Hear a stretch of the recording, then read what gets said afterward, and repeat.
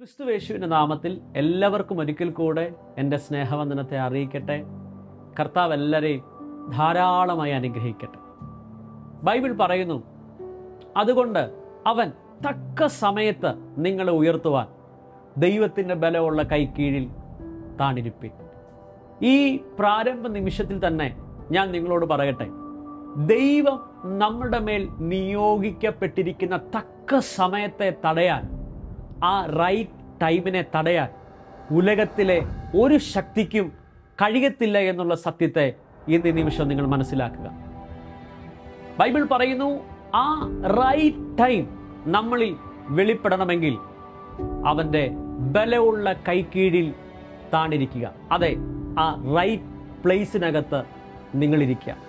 ഒരിക്കൽ കൂടെ ഞാൻ ആവർത്തിച്ചു പറയട്ടെ, ദൈവ നിയോഗത്തിൻ്റെ റൈറ്റ് ടൈം നമ്മളിൽ വെളിപ്പെടണമെങ്കിൽ നിങ്ങൾ ആ നിയോഗത്തിൻ്റെ റൈറ്റ് പ്ലേസിലായിരിക്കുക എന്നുള്ള സത്യം നിങ്ങൾ മറന്നു പോകരുത്. ഈ നിമിഷം എന്നെ കേൾക്കുന്ന ചിലരോട് ഞാൻ ആത്മാവിൽ വീണ്ടും പ്രവചിച്ചു പറയുന്നു, നിങ്ങൾ ആ റൈറ്റ് പ്ലേസിലേക്ക് വരിക.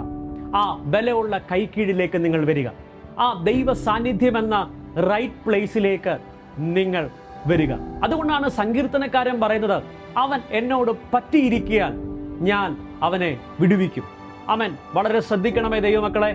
ദൈവ സാന്നിധ്യത്തോട് പറ്റിയിരിക്കുന്ന ഒരു ദൈവ പൈതലിനെ നോക്കി വചനം പറയുന്നു, ഇന്നുവരെ ലഭിക്കാത്ത, ഇന്നുവരെ അനുഭവിക്കാത്ത ഒരു വിടുതൽ ആ ദൈവ സാന്നിധ്യത്തോട് നിങ്ങൾ ചേർന്നിരിക്കുമ്പോൾ സംഭവിക്കും. അലഞ്ഞു തിരിഞ്ഞ് നടക്കുന്നവരോടല്ല ഈ വാക്യം പറയുന്നത്, ഈ വചനം സംസാരിക്കുന്നത്.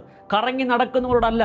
നിയോഗത്തിൻ്റെ റൈറ്റ് പ്ലേസിനകത്ത് ആര് കയറുന്നോ അവരെ നോക്കി വീണ്ടും ഞാൻ ആത്മാവിൽ പ്രവചിച്ചു പറയുന്നു, നിങ്ങളുടെ മേൽ ആ നിയോഗത്തിൻ്റെ തക്ക സമയം വെളിപ്പെടാൻ പോവുകയാണ്. ഈ വചനം ഞാൻ പറഞ്ഞുകൊണ്ടിരിക്കുമ്പോൾ, ഈ ശബ്ദം നിങ്ങൾ കേട്ടുകൊണ്ടിരിക്കുമ്പോൾ, പ്രാർത്ഥനയുടെ നിയോഗത്തിൻ്റെ ദൈവ സാന്നിധ്യത്തിൻ്റെ റൈറ്റ് പ്ലേസിനകത്ത് നിങ്ങൾക്ക് വരാൻ കഴിയാത്തതുപോലെ എന്തൊക്കെയോ കെട്ടിനകത്ത് അകപ്പെട്ടിരിക്കുന്ന ചിലർ എന്നെ കേൾക്കുന്നുണ്ടെങ്കിൽ, ആത്മാവിൽ ഈ നിമിഷം നിങ്ങളെ നോക്കി ഞാൻ വീണ്ടും പ്രവചിച്ചു പറയുന്നു, ആ കെട്ടിനെ പൊട്ടിച്ച നിങ്ങൾ ആ നിയോഗത്തിൻ്റെ പ്ലേസിലേക്ക്, ആ പ്രാർത്ഥനയുടെ പ്ലേസിലേക്ക്, ആ ദൈവ സാന്നിധ്യത്തിൻ്റെ പ്ലേസിലേക്ക് മടങ്ങി വരാൻ പരിശുദ്ധാത്മാവ് ആലോചന അറിയിക്കുകയാണ്. മത്തായി എഴുതിയ സുവിശേഷം 15-ാം അധ്യായം അതിൻ്റെ 32 മുതലുള്ള വാക്യത്തിൽ വളരെ വ്യക്തമായി നമുക്കവിടെ കാണാൻ കഴിയുന്നു, യേശുവിൻ്റെ കൂടെ പാർക്കുന്ന ജനം. യേശു തൻ്റെ ശിഷ്യന്മാരെ അടുക്കൽ വിളിച്ചിട്ട് പറയുന്നു, ഈ പുരുഷാരം ഇപ്പോൾ 3 നാളായി എൻ്റെ കൂടെ പാർക്കുകയാണ്. ആമേൻ. ശ്രദ്ധിക്കണമേ, കർത്താവ് ശിഷ്യന്മാരോട് എന്താണ് പറയുന്നത്? തൻ്റെ കൂടെ പാർക്കുന്ന ജനത്തെക്കുറിച്ച് കർത്താവ് പറയാണ്. ആമേൻ. ഈ പുരുഷാരം ഇപ്പോൾ 3 നാളായി എൻ്റെ കൂടെ പാർക്കുന്നു. അവർക്ക് ഭക്ഷിപ്പാൻ ഒന്നുമില്ലാത്തത് കൊണ്ട് എനിക്ക് അവരോട് മനസ്സലിവ് തോന്നുന്നു. ഇന്ന് ഈ നിമിഷം വീണ്ടും ഞാൻ ആത്മാവിൽ പറയട്ടെ, ആരോടാണ് ദൈവത്തിന് മനസ്സലിവ് തോന്നുന്നത്? ആരോടാണ് അവൻ ദൈവം മനസ്സലിയുന്നത്? ഇവിടെ നിന്ന് വ്യക്തമായി നമുക്ക് കാണാൻ കഴിയുന്നു, ദൈവത്തിൻ്റെ കൂടെ പാർക്കുന്ന ജനത്തോട്. അതെ, ആ റൈറ്റ് പ്ലേസിനകത്തിരിക്കുന്ന ജനത്തോട് ദൈവത്തിന് മനസ്സലിവ് തോന്നുകയാണ്. അവിടെ വളരെ വ്യക്തമായി ശിഷ്യന്മാരോട് ദൈവം പറയുന്ന ഒരു വാക്കുണ്ട്, ഈ പുരുഷാരം ഇപ്പോൾ 3 നാളായി എൻ്റെ കൂടെ പാർക്കുന്നു. ആമേൻ. അവർക്ക് ഭക്ഷിപ്പാൻ ഒന്നുമില്ലാത്തത് കൊണ്ട് ആമേൻ എനിക്ക് അവരോട് മനസ്സലിവ് തോന്നുന്നു.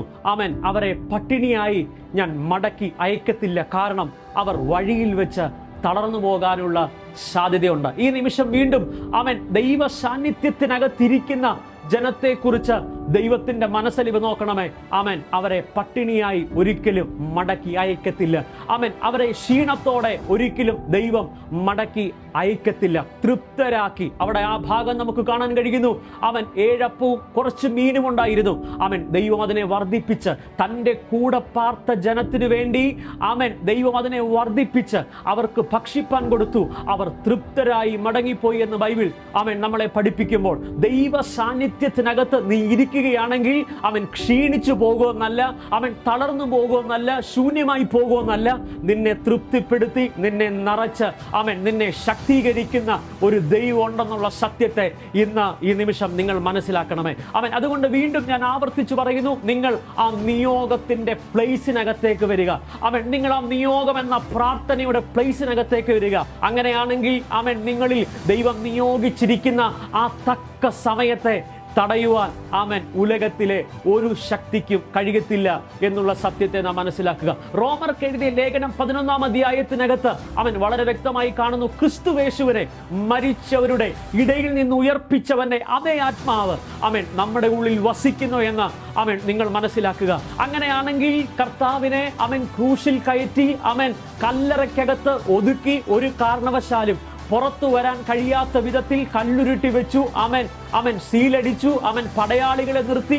അവൻ എന്തൊക്കെ അവർ ചെയ്യാമെന്നതിൻ്റെ മാക്സിമം, എന്തൊക്കെ ചെയ്യാമോ അതിൻ്റെ മാക്സിമം അവർ ചെയ്തു. പക്ഷേ അവൻ ദൈവത്തിൻ്റെ തക്ക സമയമായപ്പോൾ അവൻ ദൈവം പുറത്തു വന്നെങ്കിൽ ആ തക്ക സമയത്തെ തടയാൻ അവൻ ഉലകത്തിലെ ഒരു ശക്തിക്കും കഴിയത്തില്ല എന്നുള്ള സത്യത്തെ നാം മനസ്സിലാക്കുക. ഒരിക്കൽ കൂടെ വീണ്ടും ഞാൻ ആവർത്തിച്ചു പറയട്ടെ, ആ റൈറ്റ് ടൈം വെളിപ്പെടണമെങ്കിൽ നിങ്ങൾ ആ റൈറ്റ് പ്ലേസിലായിരിക്കണം എന്നുള്ള സത്യത്തെ നിങ്ങൾ മനസ്സിലാക്കുക.